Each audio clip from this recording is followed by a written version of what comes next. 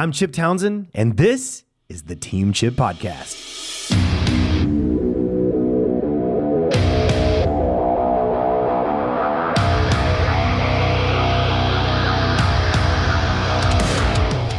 Over 900 hours within a year that is just out the window on social media.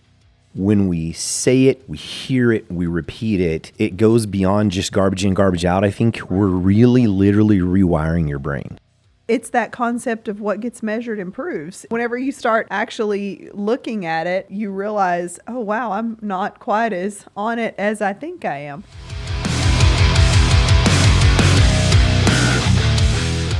All right, guys, welcome back to the Team Chip Podcast. I am here with the beautiful Glyn Ann. Townsend, how are you, babe? I'm great. She loves it when I do that. Put her on the spot. Yeah. Oh, yep. Oh, I'm fine. I'm fine. I'm here. All right, guys, we're going to talk today a little bit about micro moments and how they can shape some massive success, like these little power of the in-between, right? Yeah, so, one of the things you hear kind of almost Hold on. You know what I love about her? To the point. Let's go. Okay, now go ahead. Yeah, one of the things you hear is it's don't count the minutes, make the minutes count. Right. And I think that's really what we're talking about today is that, time is one of those things that it's finite. You don't get to add an hour, hour to the day. Everybody has the same 24 hours. And 7 days a week. Yeah, and you see people that accomplish lots and you just go, how do you do it? How do you have the time?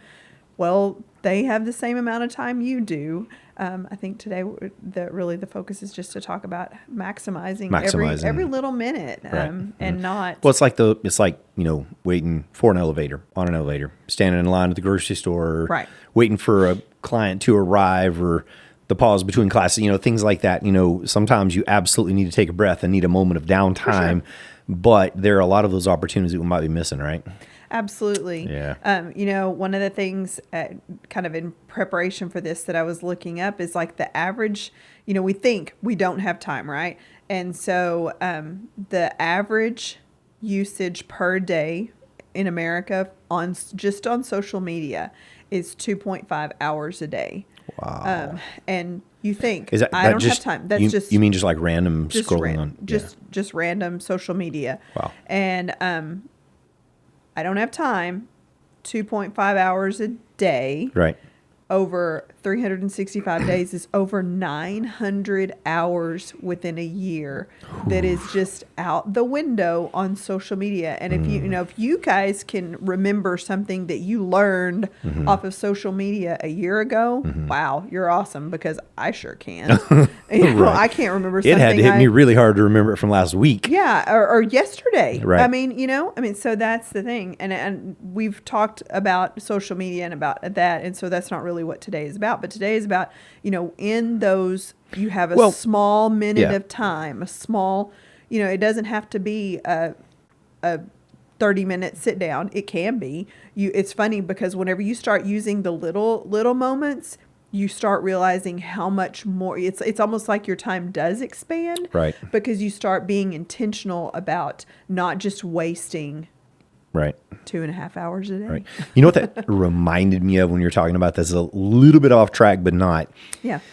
I remember back in the early days of school, whenever I was doing absolutely everything from teaching to cleaning, and program directing, which means I was doing the sales and handling the appointments and conversations, et cetera. And I remember, you were talking about, being responsible with those short little blasts of time, right? Mm-hmm. And it's not exactly the same, but it's very similar. I remember having these, like say a kid would come in and try a class, and after class, hey, grab the parents and kid and go into the office and sit down, hey, did you guys enjoy that? What was your favorite part? And kind of be talking to them. And then eventually, hey, how much does your program cost? Going through, the cost of the program, and people kind of sitting back, and like, you can tell they're like a little overwhelmed. They feel, in their mind, they're feeling like it's a little expensive. And I would notice, because I absolutely can't stand cigarettes and smoke. And I'd notice that they're smokers. Right. And I'd say, hey, you smoke. Yeah, I do. Well, how many packs a day are you smoking? And it was not uncommon to hear 2 to 3 packs a day. Right. And at the time, I don't remember, $5, $6, $5 a pack. Like, you realize that's $15 a day that you could not be burning, and you could actually invest in your child. And I actually signed quite a few people up like that because they were like, ugh. But I also shocked some people and upset some people. But it's that, you don't realize, like time or money, how much you're just burning unconsciously sometimes for maybe not the best reasons, right? Absolutely. Yeah. Well, I know that was a segue, but no, for sure. It's very similar. True. Mm-hmm. It is true, and it's actually kind of evaluating what it is you do. And so I think one of the things that is, you go, when do I have time to do this? Well, there are probably a bazillion things that you do in your day that are absolutely mindless. Right. That are, you're getting ready in the morning. You can pretty much, for the most part, find your socks, your toothpaste, whatever, y'all get it. But without you could close your eyes and do it. Right. Well, that is a moment right there that you could listen to 15 minutes of an audiobook. Absolutely. That because you're mindless at this stuff.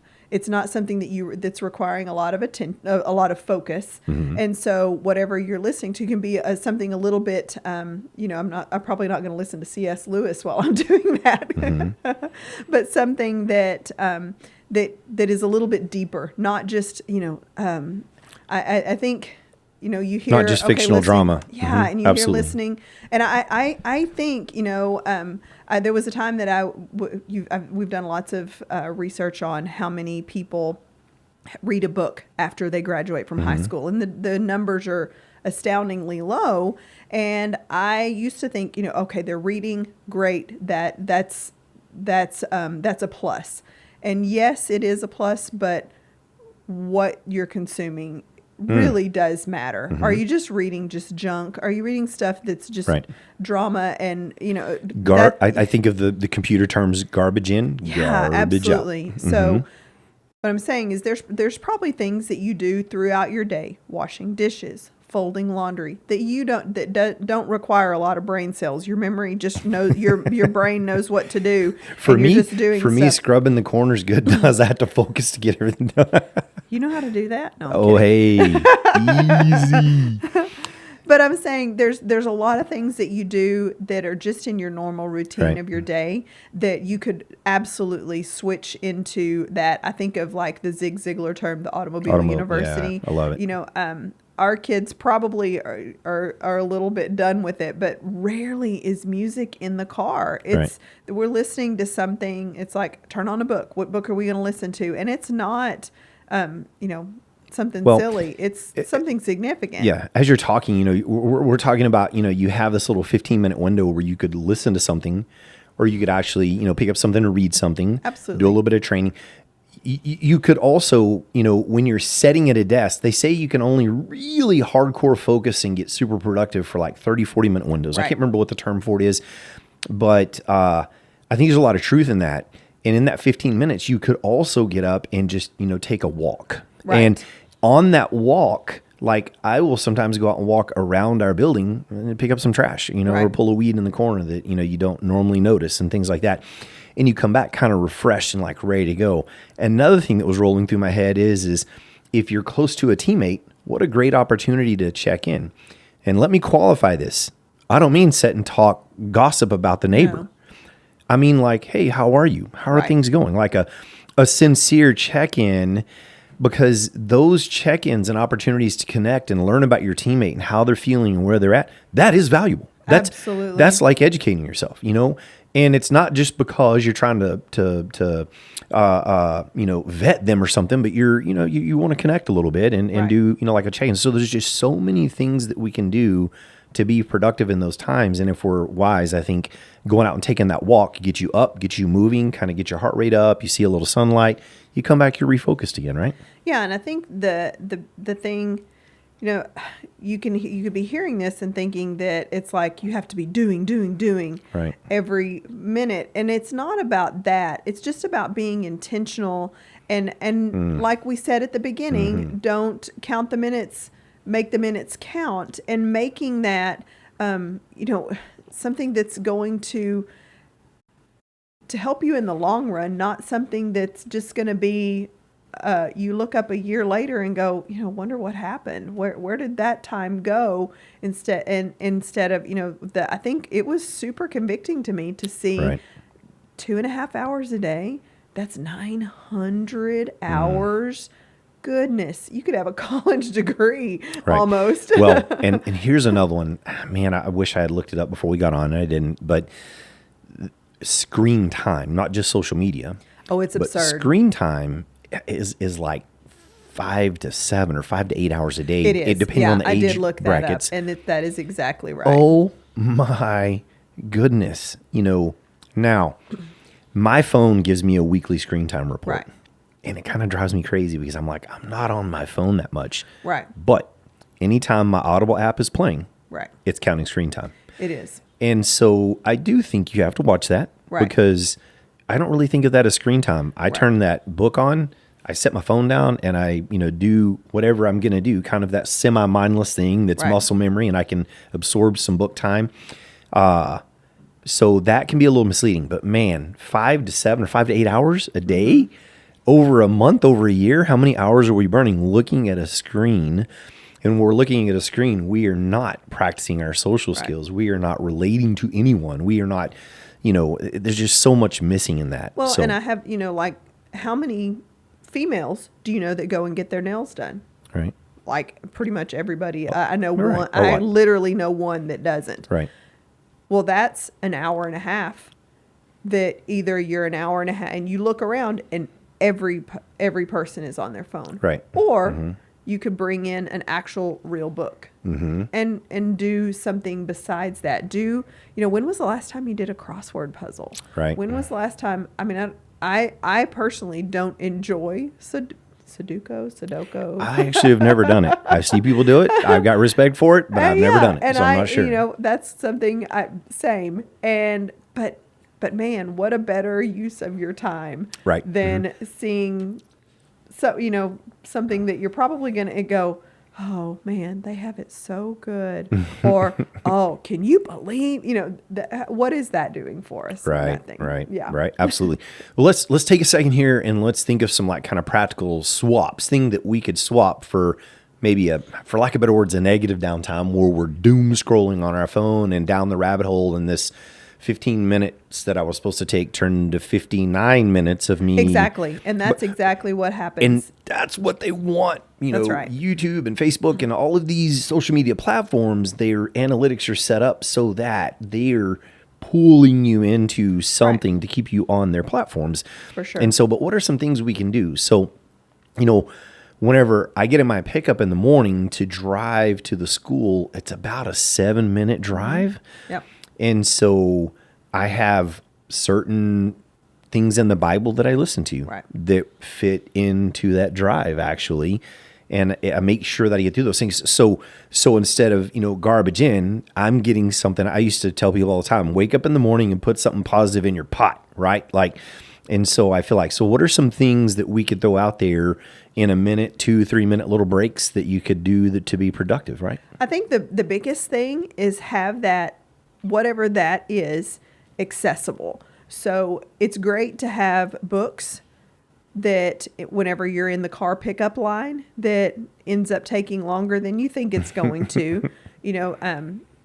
Yesterday I was actually in the car pickup line 35 minutes early, and I thought, man, I'm going to be the first one in line. I was confused. I was not even close. But anyway, in that 15, 20, 30 minutes, it'd be great instead of just sitting on your phone to pick up a book, but that doesn't do you any good if you leave it at home. At home. So have things accessible that you can do that makes sense, with. right? Yeah. So like have, whether it's a bag or a box or whatever in your car that has, it and is for you, but it's also for your kids, so that whenever you're on a road trip, the first thing that they're thinking that they need to do is a screen for 6 hours. No, okay, bring, do you guys have books? Because that is huge. We were driving back. So this morning, early morning, go hit the gym, get a workout in, and then we went to do High Five Friday at a local elementary school. Yeah. So 8 of our team went and high fived kids for, 45 minutes or so. And as we were driving back, Slade's in the pickup, and he goes, Dad, I've been thinking about, we're headed into a road trip coming up soon. We're going to be in the car for a while. And he said, I've been thinking about what we can listen to. And I thought, oh, that's so cool. You know, he's excited to go, I think we should listen to this and this and this. Man, how cool is that? He's 16, and he's looking forward to being in the car and listening. He's not going, can I bring the And then, whatever. Hey, Dad, we can discuss it too. And I was like, oh, okay, cool. That's amazing. I love it. That is amazing because, and that warms my heart, because it means all of those hours that they spent doing that they probably didn't love it. We were going, initially. No screen. Yeah, like pay attention. Turn your screen off. You're going to listen to this. Right. Put your phones up. And it makes all of that they probably sat through absolutely worth it. And so, the thing is, that's those things that pass down that you don't, and I didn't think about that whenever we first started doing it. Right. I wasn't thinking about, this was a habit that I'm not just doing for me, but I'm doing for you, to show you how to do something better. And that's so cool that you said that, because I just recorded a podcast earlier, and one of the big concepts is modeling. What are we modeling? Yeah. And just the power of people don't do what we say, but they do what we do. Right. So, hey, let's get back to this practical swap. So, absolutely. You got a couple of minutes. You don't have anything handy. How about a thank you text? Maybe I actually find myself doing this because I struggle connecting with people sometimes, especially at distance. So I'll just zip through all of my text messages, and inevitably I'll hit a couple of people. I go, you know what? I really need to reach out and say, hey, and just check in. And I haven't done that. So what a great opportunity. Or review some notes. Get up and stretch for a minute. Just, like we talked about already, take a walk around the building. So something that I have literally started within the last probably 2 months, I have a little plain journal, and whenever I'm listening to something, because the amount of content that I consume is huge. Mm-hmm. The amount that I remember is minuscule. Right. It kind of makes me like crazy that, oh God, I heard something about that somewhere and I don't remember. Right. So about 2 months ago, I thought, you know what? Whenever I hear something that just goes boom right between the eyes, I'm going to write it down. Mm-hmm. I'm going to write it down. And so now I do that. I go back through that and I'm like, oh yeah, and it's helping me to remember. I don't know, maybe my memory is starting to, I don't know. But just that, like we've said 17 times, intentional, but also it's helping. It's something about whenever you use your hands and actually write it versus typing it, I remember better. Oh, absolutely. Copy paste is not a way to remember. Well, here's another one for you that I really want to put some emphasis on for everybody out there listening. Mm-hmm. Rewire your brain. And what I mean by rewire your brain is this. You've got 2 or 3 minutes. You have a break. And instead of doom scrolling, have a or 2 or 3 Bible verses that are meaningful to you. Mm-hmm. Maybe it's a Bible verse that's dealing with anxiety or something that helps you with depression, and have them memorized. And in that 2 or 3 minutes, audibly repeat them to yourself. Yep. Audibly our brain rewires over a lot of what we hear, and especially what we hear ourselves say. Right. So another thing that I actually do in the mornings when I drive to is, as I listen to certain verses, I will repeat them and say them with that recording. And then I have a couple of things that I just say to myself, and most mornings will audibly just talk myself through it. The Lord is my shepherd, I shall not want. He makes me lie down in green pastures. I talk myself through that every day. What, and I believe over time, as a matter of fact, the neuroplasticity, we're creating these trenches and these connections in our brain. When we say it, We hear it, we repeat it. It goes beyond just garbage in, garbage out. I think we're really literally rewiring your brain. So think about that. Like, you have a 2-minute opportunity during the day, have a couple of powerful Bible verses. What better than God's word to repeat to yourself and to say, to rewire your brain the right direction, right? Absolutely. Yeah. Yeah, I love that. Yep. So journal it. A good friend of mine, talking about him all the time, Hans, he's been very impactful in our business and life through the years. And, he's told me multiple times, when things are going great, write it down. When things are going great, write it down. When things are bad, you don't necessarily have to write that down. But when things are good, and then when you hit a low time and you're going, man, what was happening when things were good? You can pull that out and look at it, right? Right. Downside is I've only rarely and randomly done that. But the upside is I think it's a powerful thing you could do in that couple 3 minutes that you have, like you were talking about journaling, something you don't want to forget. Yeah. If nothing else, if you don't have a note to take, things are good right now. What's going on in my life? And maybe take a couple of notes about what's impacting that positivity. And then when things are down, you can come back to that and take a look at it and maybe help guide yourself out of the hole, right? For sure. For sure. Yeah, it's that, those are those moments that you can look back and look at things with absolute gratitude and go, okay, you know what?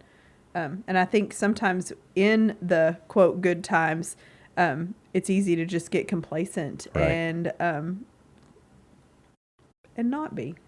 Absolutely. Forget what it, what a grace it is. Absolutely. Yeah. Well, we wanted to talk about this a little bit, but so when you do take advantage of the small times, I read a book years ago, I think you read it too, called The Slight Edge by a guy named Josh Olson. Yep. I couldn't quote a single thing out of the book, but the thing that I remember, the thing I remember the most is and I hope I'm saying this right, he talked about pennies under the couch cushion. Right. Over time, you move the couch cushions enough. Now that's when people carried pennies. I hear they're getting rid of them, but when we actually carried change in our pocket instead of a debit card, right? You move the couch cushion enough, you eventually find over time a lot of pennies that add up, right? And so I wanted to talk real quick, and I think we had talked about maybe talking about the power of these small moments and doing something that's disciplined and positive in these moments is like compounding interest. It is. It builds over time, and it builds a good thing. So you may have heard this before, and I want everybody in the US of A to get this concept, man, in the world really, the power of compounding interest. So the story goes. How does it go? Yeah. So there's two options that this scenario gives, and one is that you're offered $1 million in cash today. That's option A. Option B is that you take a penny today, and that in 30 days, every day for 30 days. Right. Every day for 30 days, that penny doubles. So like day 1, it's 1 penny. Day 2, it's 2 pennies. And you are not allowed, like, you don't get, there's no math happening right now. You make the decision right now. $1 million. Do you want $1 million or do you want a penny? Do you want to do a penny? Which one do you want to do? And at 30 days, whatever that penny becomes is yours. And the amount of people that would say, option A, give me $1 million right cash. Now. Yeah. Bam. Because a penny seems so minuscule, right? In our mind, like a penny. Okay, copper brass penny. What am I going to do with that, right? Yeah. If you do the math, that penny turns into a lot. Yeah. So basically, at day 1, you have a penny. Right. Or you have $1 million in cash. At day 10, you have $5.12. Uh-huh. Wow. So your penny's doubled to the point that so every day that amount, it's a penny, then it's 2, then it's 4, then it's 8. By day 10, by day 20, you're at $5,242. Now, this is still way less than $1 million. Still way less than. At day 20, you're at $5,000, right? So at day 28, 8 more days, you're $1.3 million. Yeah. $1.3 million. And at day 30, this is just unbelievable. But do the math. I've done it on my calculator multiple times because I just can't get my head around it. I don't believe this. Their math is wrong. You have 5.3 million. Yeah. So I think there's multiple lessons here. Think through it. Don't make a rash decision. Yeah, for sure. Do the math. think through the process and patience. We've got to have patience, right? Yeah. And so I think those are all really powerful things, but I just wanted to kind of touch on what does this have to do with what we talked about today. If I start taking these 1 and 2 and 5 minute periods of my day and I really do something positive with them, I'm going to build something worth something over time, even if it's just improving my own mindset, the people around me, my team, whatever that is. It's like compounding interest. It's going to add up and it's going to be huge. And I wanted to throw one more thing. There's a book I read one time. It's called The Entrepreneur Roller Coaster. I believe his name is Dan Hardy. Yeah. I actually, when I read the book, I was like, I liked it so much that I reread it. I've probably gone through that book like 10 to 15 times. And one of the things that stood out was in the book, he talks about how, you know what, I thought I was a really productive guy. And so I decided to kind of test my productivity. I put a stopwatch around my neck and I would start it. And when I started something productive at work, and I would stop it. He said, I did it the first day, and I don't remember the exact number, but he said, I couldn't wait to look at it. I got to the end of the day, like a normal, 8, 9 hour day. I had less than an hour of productivity on my stopwatch. Yeah. And I think if we all were disciplined enough, and I'll tell you, I have not done it, but if we were all disciplined enough to take a stopwatch and just kind of check our productivity, we might all be shocked at how little we're getting done, right? Yeah, absolutely. Ouch. Yeah, yes. It was painful. and he, if I remember correctly, he did that for like, I don't know, maybe like a month. He would and he slowly got his productivity up to a couple of hours. Well, it's that concept of what gets measured improves. It's, whenever you start actually looking at it, you realize, oh, wow, I'm not quite as on it as I think I am. Absolutely. The thing that I think about is if you said, okay, you're going to do 1 push-up a day, how much time does that actually take? Well, it doesn't take much. Just doing 1 on 1 day does nothing for you, right? I mean, not really, not much, For sure. I see what you're saying. But then if you did 1 a day, every day, over time, then all of a sudden 1 is nothing. Right. And you can do more and more and more. And you're also, check this out, you're building and creating a positive habit. Yeah. Like over time, you'll kind of feel like something's wrong. I didn't do my push-up, right? Right. And then you could even do something like maybe every 3rd day you add a push-up or, something like that. Right. Put a system in place where you continually, build. But, and think about this, like say, I want to learn a new word every day for a year. Mm-hmm. You add 365 words to your vocabulary, potentially, right? Just small things, small positive things over time compound in effect in the way that we do, right? Yeah, I think the big overarching is that those little moments, they matter, and if you're intentional about it, you can make them matter, and beyond just what they reap for you. There are people, it doesn't matter whether you have kids or not, whether you are impacting someone, and someone is seeing your efforts, and they're impacted by that. You are leading someone, and sometimes the person you're leading is yourself. Absolutely. All right, so let's talk about some action steps. First, identify a micro moment that you usually waste. Is there a time in the day that you can kind of go, yeah, man, I really burned that time? That's right. Replace it with one small, meaningful action, and do that and track it for 30 days. Yep. And see how it makes you feel, right? So find a moment that you typically waste, replace that moment with something meaningful, and track it. What's measured improves. She already said that. Track it over 30 days and see how that makes you feel and what kind of impact that makes. And I think it might be a good starting point, right? Absolutely. Very good. All right. I think we're done, guys. That was good. Mm-hmm. Hope you guys enjoyed that. Got some nuggets, some thoughts. We're thankful for you. Like it, subscribe it, give us a review, and we'll catch you on the next one.